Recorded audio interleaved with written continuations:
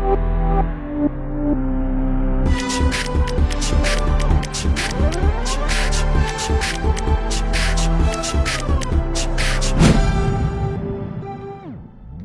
বন্ধুরা, কেমন আছো তোমরা সবাই? আশা করছি সবাই বেশ ভালো আছো। বরাবরের মতোই আমি জুলফিকার হায়দার তোমাদের সবাইকে স্বাগত জানাচ্ছি গো জি8-এ।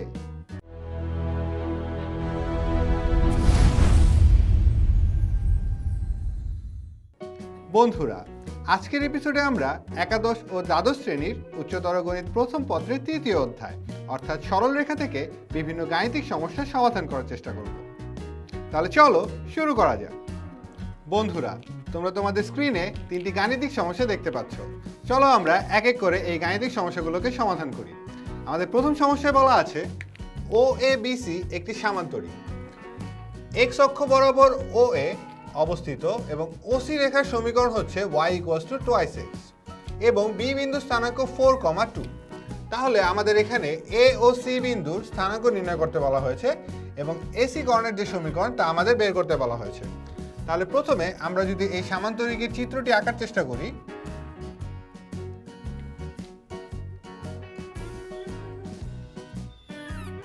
আমাদের বলা ছিল যে ও এ বাহুটি হচ্ছে এক্স অক্ষ বরাবর, অর্থাৎ ও এ বাহুটি হচ্ছে আমার এক্স অক্ষের উপর অবস্থিত।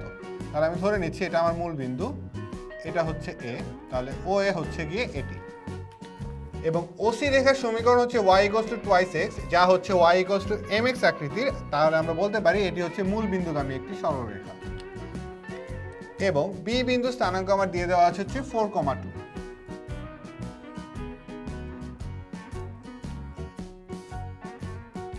বি বিন্দু স্থানাঙ্ক দিয়ে দেওয়া আছে 4,2। এটা হচ্ছে আমাদের ওসি সরলরেখা। তাহলে যেহেতু আমরা জানি সামান্তরিকের বিপরীত বাহুগুলো হচ্ছে পরস্পর সমান ও সমান্তরাল, তাহলে আমরা বলতে পারি যে আমাদের এই বিসি বাহুটি হচ্ছে এই এক্স অক্ষের সমান্তরাল। তাহলে এক্স অক্ষের উপর সমান্তরাল কোনো সরলরেখার ক্ষেত্রে আমার সব সময় y এর মানটি ধ্রুবক থাকে। তার মানে আমরা বলতে পারি এই সি বিন্দুর কোটির মান বি বিন্দুর কোটির মানের হচ্ছে সমান, অর্থাৎ সি বিন্দুর কোটি হচ্ছে আমাদের 2। তাহলে যেহেতু আমাদের হচ্ছে ওসি এর সমীকরণ দিয়ে দেওয়া আছে, ওসি এর সমীকরণ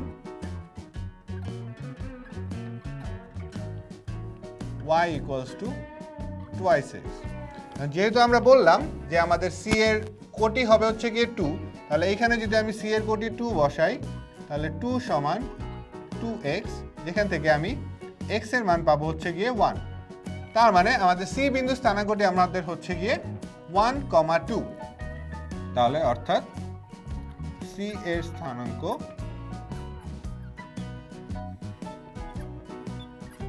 আমাদের হচ্ছে 1, হচ্ছে 2। এবারে আমাদের হচ্ছে গিয়ে এ বিন্দু স্থানাঙ্কটি বের করতে হবে। এখন যেহেতু আমাদের এই ও এ দৈর্ঘ্য এবং বিসি দৈর্ঘ্য সমান, তাহলে আমরা বিসি দৈর্ঘ্যের মানটি আমরা কিন্তু বের করতে পারছি, কারণ আমাদের বি এবং সি বিন্দু দিয়ে দেওয়া আছে। তাহলে বিসি দৈর্ঘ্য এবং হচ্ছে গিয়ে ও এ দৈর্ঘ্য আমাদের সমান। তাহলে এটা সমান আমরা লিখতে পারি √4 - 1 whole square plus 2 - 2 whole square, অর্থাৎ এখান থেকে আসে হচ্ছে গিয়ে 3 স্কোয়ার মানে 9 এর √ওভার হচ্ছে গিয়ে 3। তার মানে আমাদের এই ও এ এর দৈর্ঘ্য দিয়ে দেওয়া আছে হচ্ছে গিয়ে 3। যেহেতু আমাদের ও এ বাহুটি হচ্ছে এক্স অক্ষের উপর অবস্থিত, তাহলে আমরা বলতে পারি এই ও এ দূরত্বটি হচ্ছে আমাদের হচ্ছে 3 এবং এ এর স্থানাঙ্ক তাহলে আমরা বলতে পারি 3,0। যেহেতু এক্স অক্ষের উপর অবস্থিত কোনো বিন্দুর কোটির মান হচ্ছে গিয়ে 0, তাহলে এখান থেকে আমরা বলতে পারি যে আমাদের এ এর স্থানাঙ্ক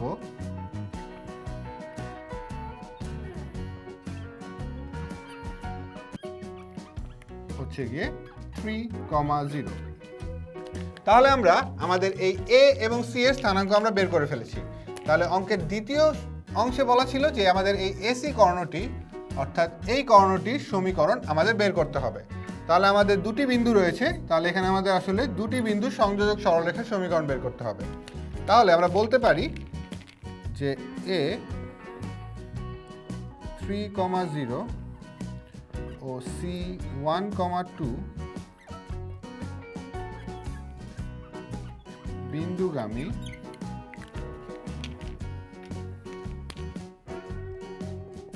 এসি কর্ণের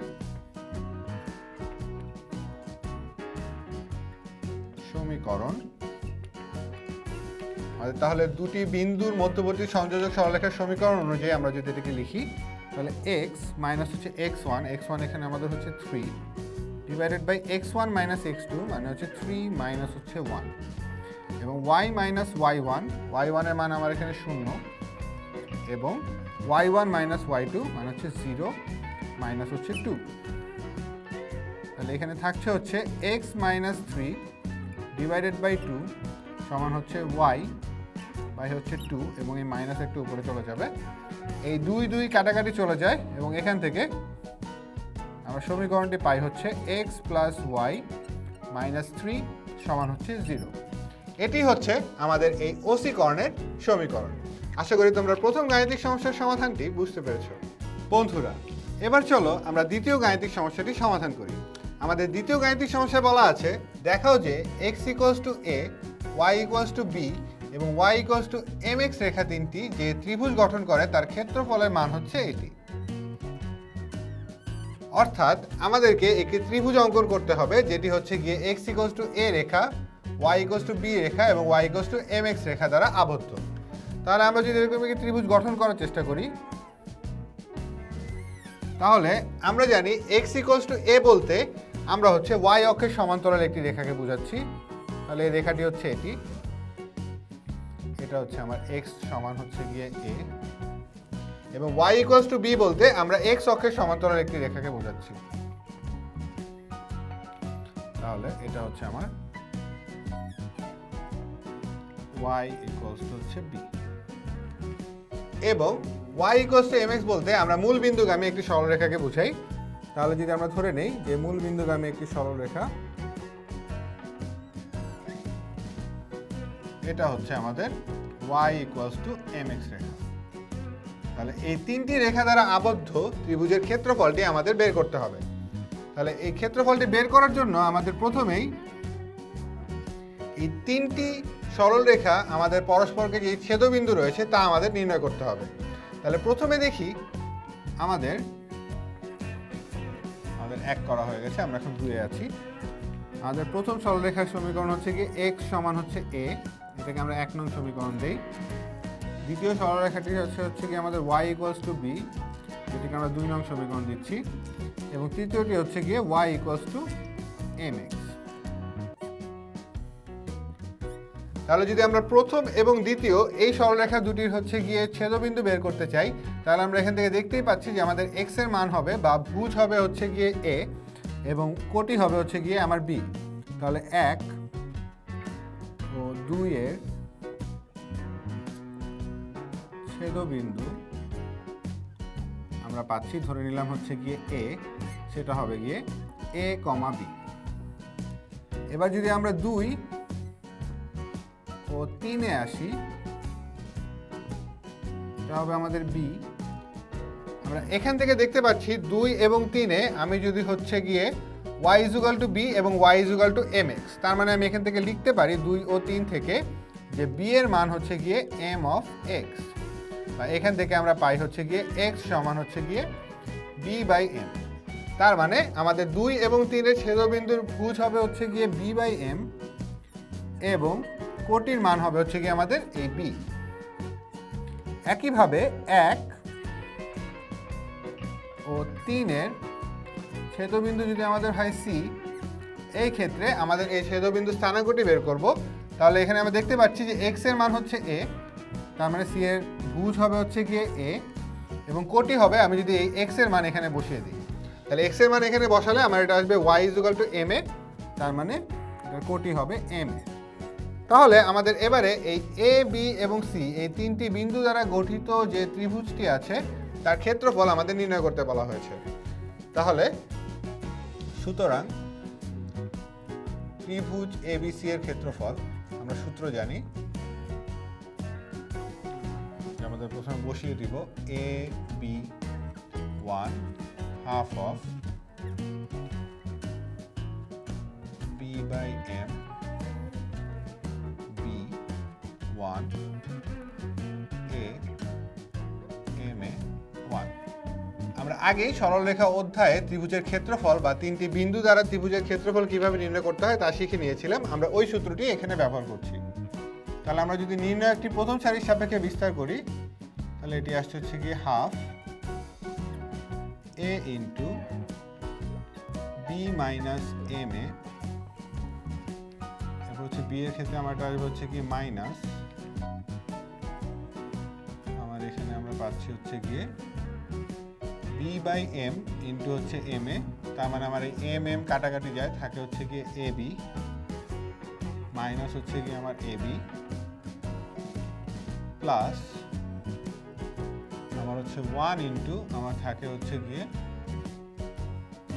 তো আমরা হচ্ছে বি যখন নিব তখন হচ্ছে গিয়ে বি বাই এম, এটা হবে বি বাই এম মাইনাস হচ্ছে এ, এবং যখন 1 নিব তখন হচ্ছে গিয়ে আমার এই এ বি মাইনাস হচ্ছে এ বি।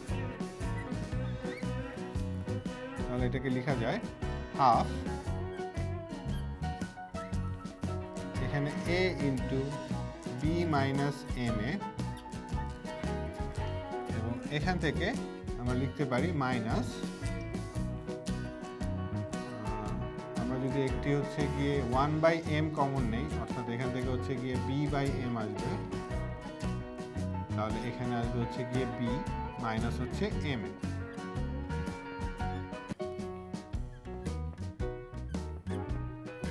আমরা বি মাইনাস এম এ যদি কমন নেই এখান থেকে, তাহলে আমাদের এখানে আসে হচ্ছে গিয়ে এ মাইনাস হচ্ছে বি বাই এম,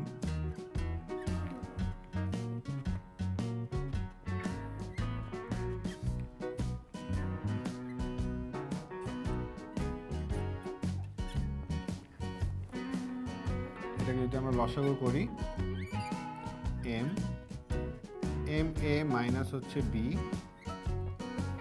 তাহলে এখান থেকে লেখা যায় আমাদের 1 বাই টোয়াইস এম,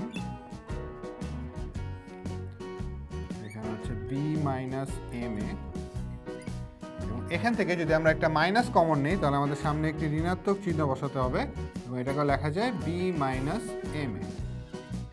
তাহলে সুতরাং লেখা যায় আমাদের ত্রিভুজের ক্ষেত্রফল আসছে হচ্ছে গিয়ে -1 বাই টোয়াইস এম ইন্টু হচ্ছে বি মাইনাস এম এ এর হোল স্কোয়ার, এত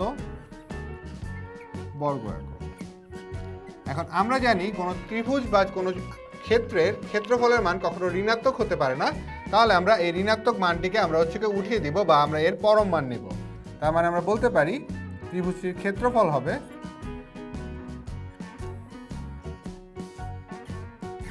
one by twice m into হচ্ছে বি মাইনাস এম এ এর হোল স্কোয়ার, এবং এটি আমাদের দেখাতে বলা হয়েছিল।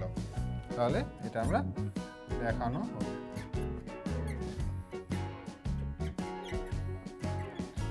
আশা করি বন্ধুরা তোমরা এই গাণিতিক সমস্যার সমাধানটিও বুঝতে পেরেছো। বন্ধুরা, এতক্ষণ আমরা প্রথম ও দ্বিতীয় গাণিতিক সমস্যাটি সমাধান করেছি। আশা করি গাণিতিক সমস্যার সমাধানগুলো তোমরা ঠিকভাবে বুঝতে পেরেছিলে। এবার চলো আমরা এই তৃতীয় গাণিতিক সমস্যাটিকে সমাধান করি, যেখানে আমাদের বলা আছে a -4,0 এবং b 0,3 বিন্দুগামী সরলরেখা অক্ষদ্বয় দ্বারা খণ্ডিত অংশ এ বি এর সমত্রিখণ্ডক বিন্দুদ্বয় মূল বিন্দুর সাথে যে ত্রিভুজ গঠন করে তার ক্ষেত্রফল নির্ণয় করো। কথাটি অনেক কঠিন হয়ে গেল, আসলে কথাটি খুবই সোজা। এটি বেসিক্যালি আমাদের বলা হয়েছে যে আমাদের এ এবং বি দুটি বিন্দু দিয়ে দেওয়া আছে। এ বিন্দুটি হচ্ছে -4,0, তাহলে এটি হচ্ছে এক্স অক্ষের বাম পাশে অবস্থিত হবে, এটা আমাদের -4,0, এবং বি বিন্দুটি হচ্ছে 0 এবং 3, তার মানে এইখানে। এবং এই দুটি বিন্দুকে যদি আমরা যোগ করি তাহলে আমরা যেই সরলরেখাটি পাচ্ছি সেটি হচ্ছে এই এবি। এবার বলা হয়েছে এই এবি এর সমত্রিখণ্ডক বিন্দুদ্বয়, অর্থাৎ আমরা ধরে নেই এখানে আমাদের দুটি বিন্দু আছে পি এবং কিউ। বললাম পি এর স্থানাঙ্ক হচ্ছে x1, y1 এবং কিউ এর স্থানাঙ্ক আমাদের হচ্ছে x2, হচ্ছে y2। যদি এরকম হয় তাহলে এরা হচ্ছে এ বি কে সমান 3টি ভাগে ভাগ করছে, অর্থাৎ এই ক্ষেত্রে আমাদের হচ্ছে গিয়ে এ কিউ সমান হচ্ছে গিয়ে পি কিউ সমান হচ্ছে গিয়ে বি কিউ। এবং এরপর আমাদের আসলে যে জিনিসটি জানতে চাওয়া হয়েছে যে মূল বিন্দু থেকে আমি যদি এই ওপি মানে পি বিন্দু এবং হচ্ছে কিউ বিন্দু সংযোজক সরলরেখা আমরা আঁকি, তাহলে এই সরলরেখাটি আমাদের যে ত্রিভুজ গঠন করছে মানে হচ্ছে কি আমাদের এই ত্রিভুজ ও পি কিউ এর মান কত হবে তা আমাদের এই গাণিতিক সমস্যায় বের করতে বলা হয়েছে। তাহলে চলো এই সহজ গাণিতিক সমস্যাটিকে আমরা আবার সমাধান করার চেষ্টা করি। তাহলে প্রথমে যে জিনিসটি করতে হবে, আমাদের এই পি এবং কিউ বিন্দুটি নির্ণয় করতে হবে। তাহলে যেহেতু আমাদের হচ্ছে গিয়ে আমরা প্রথমে ধরে নিচ্ছি এই P x1, y1 O Q x2, y2 হলো এ বি এর সম ত্রিখণ্ডক বিন্দু। তাহলে যেহেতু সমত্রিখণ্ডক বিন্দু, তাহলে আমরা বলতে পারি যে এই পি বিন্দুটি একবার এই এ এবং বি বিন্দু সংযোজক রেখাকে 1:2 অনুপাতে এবং কিউ বিন্দুটিও এই এ বি এর সংযোজক রেখাকে 1:2 অনুপাতে অন্তর্বিভক্ত করছে। তার মানে আমরা বলতে পারি যে তাহলে P x1, y1 a -4, 0 O b 0,3 এর সংযোজক রেখাকে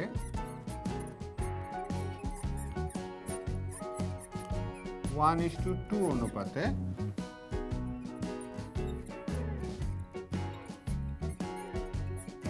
এবং আমাদের এই কিউ বিন্দুটি অর্থাৎ কিউ x2, y2 এই এ এবং বি বিন্দু সংযোজক রেখা এ বিকে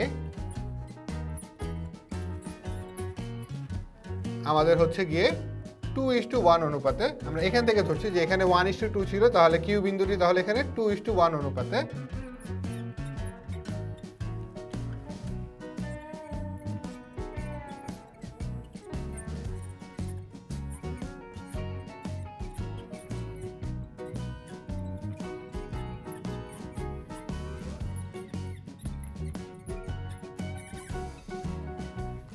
তাহলে আমরা এখন অন্তর্বিভক্তকরণ সূত্র দিয়ে আমরা হচ্ছে এই পি এবং কিউ এই দুটি বিন্দু বের করার চেষ্টা করি এবং এরপরে এই পি বিন্দু, কিউ বিন্দু এবং মূল বিন্দু নিয়ে অর্থাৎ মূল বিন্দু 0, 0 নিয়ে আমার যে ত্রিভুজটি গঠিত হচ্ছে তাকে ত্রিভুজের ক্ষেত্রফলের সূত্র দ্বারা আমরা বের করার চেষ্টা করি।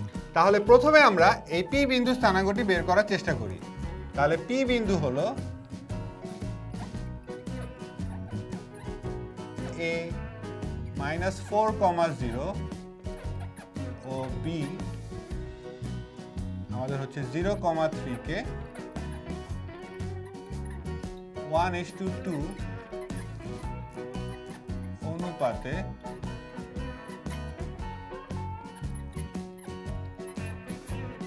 অন্তর্বিভক্ত করে।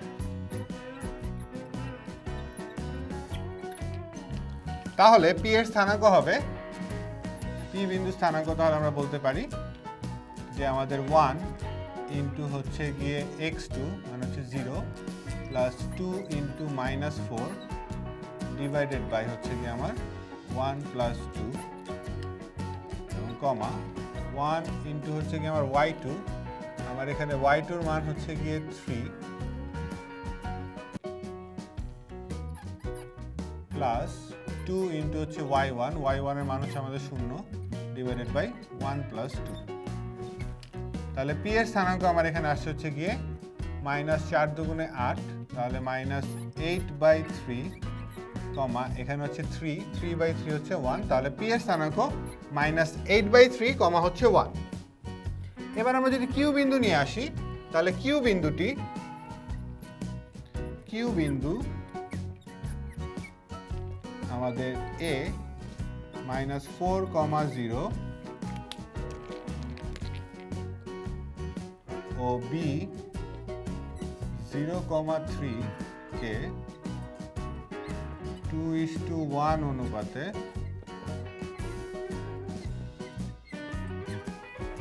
অন্তর্বিভক্ত করে।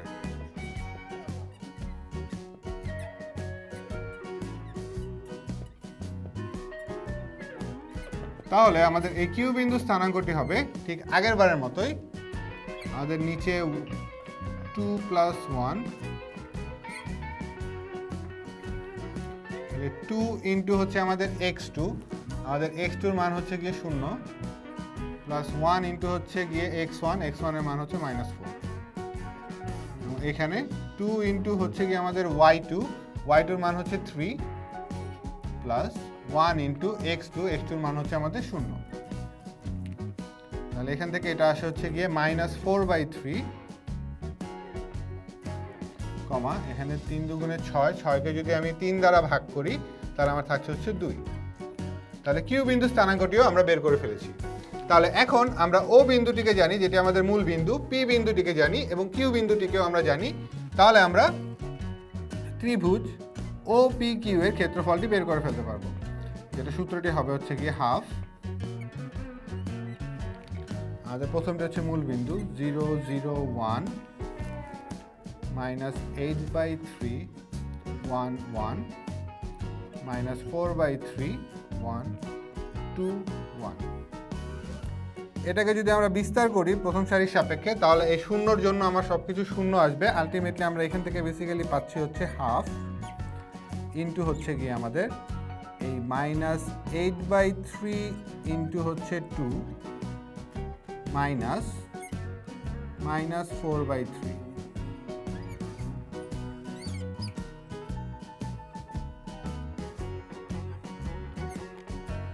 এখানে এটা আসছে হচ্ছে গিয়ে -16/3 প্লাস হচ্ছে গিয়ে আমাদের 4/3। আমরা যদি 2 দ্বারা ভাগ করি তাহলে উপরে এটা হচ্ছে গিয়ে 8, এটা আসবে হচ্ছে গিয়ে 2, তাহলে -8/3 প্লাস হচ্ছে গিয়ে 2/3। এটাকে যদি আমরা লসাগু করি তাহলে 3, উপরে -8 + 2 মানে হচ্ছে গিয়ে -6, তাহলে এটাকে কাটাকাটি করি তাহলে 2, তাহলে হচ্ছে -2 বর্গ একক। এবং যেহেতু আমরা জানি যে আমার কোনো ত্রিভুজের ক্ষেত্রফল আমার হচ্ছে ঋণাত্মক হতে পারে না, তাহলে আমরা বলতে পারি যে আমাদের যে ত্রিভুজটি গঠিত হয়েছিল তার ক্ষেত্রফলের মান হচ্ছে গিয়ে আমাদের 2 বর্গ একক। আশা করি বন্ধুরা তোমরা এই গাণিতিক সমস্যার সমাধানটিও বুঝতে পেরেছো। বন্ধুরা, আশা করি আমরা আমাদের আজকের এপিসোডে যে গাণিতিক সমস্যাগুলো সমাধান করলাম তার প্রতিটি তোমরা ভালোভাবে বুঝতে পেরেছো। দেখা হবে পরবর্তী এপিসোডে আরও কিছু গাণিতিক সমস্যা বা বিভিন্ন তত্ত্ব নিয়ে। ততদিন পর্যন্ত তোমরা ভালো থেকো, সুস্থ থেকো এবং অবশ্যই গো জি8 এর সাথেই থেকো।